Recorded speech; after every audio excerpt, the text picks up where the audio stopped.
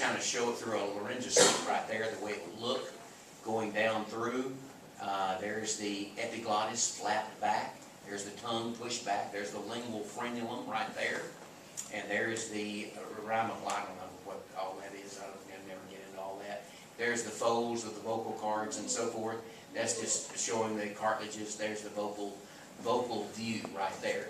There's the cuneiform cartilage, corniculate. Those are paired and so forth. That's just kind of showing you the vocal apparatus, which we want our vocal cords. You know, we want our vocal cords working for us, and etc.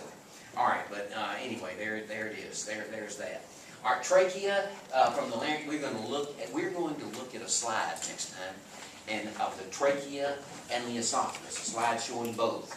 And the trachea from the larynx is about 4.5 inches in length, about an inch in diameter. That's the trachea. And smooth muscle in the C-shaped ring. You know this already. C-shaped ring of cartilage. Tracheostomy and intubation. Tracheostomy is where an incision is made into part of the trachea, usually below the patient breathes through a tube. And I've seen that. You know, I've had dealt with that with my mother with that COPD. I mean, I've seen that. We've dealt with that stuff. And you know, that's not fun. You know, that's not fun for the patient, but it has to be. It has to be.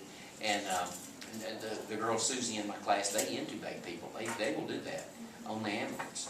And so she's indicated that. There's that right there. Now the slide you look at is going to look like this. That's the way that is exactly the way that slide's going to look. It might not have as much color as that one, but there's a transverse section through the trachea and the esophagus. There's the trachea. There's the trachealis muscle. Well, I'll emphasize in lab. Trachealis muscle. There's that tracheal cartilage right there. There's that C-shaped ring of cartilage. There's the esophagus, the collapsible tube. Back behind the lumen of the trachea, the lumen of the esophagus. And the slide you look at in those slide boxes is going to look something like that, the trachea and the esophagus.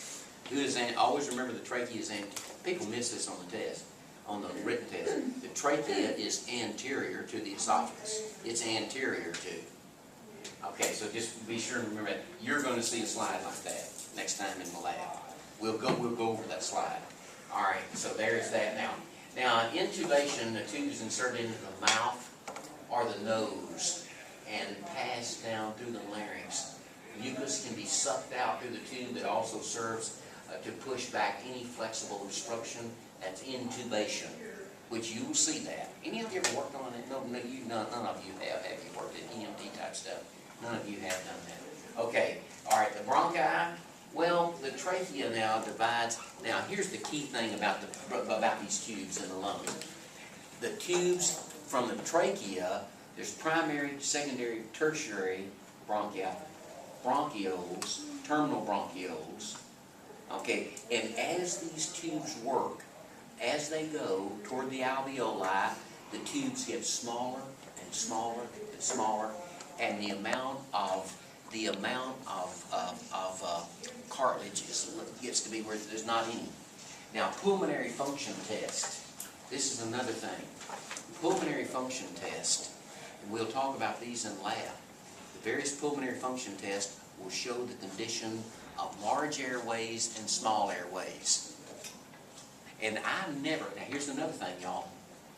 I never got real good results on the test, on the peak expiratory flow rate 25 to 75, which I'll explain all that to you in lab. It tells a basic condition of the small airways. I never got really good test scores on the small airways, and I blame that on growing up around secondhand smoke. My large airways, I would get good test scores on, but I wouldn't get good scores, good numbers on real small airways. And so that's something else you want to keep in mind. Keep that in mind.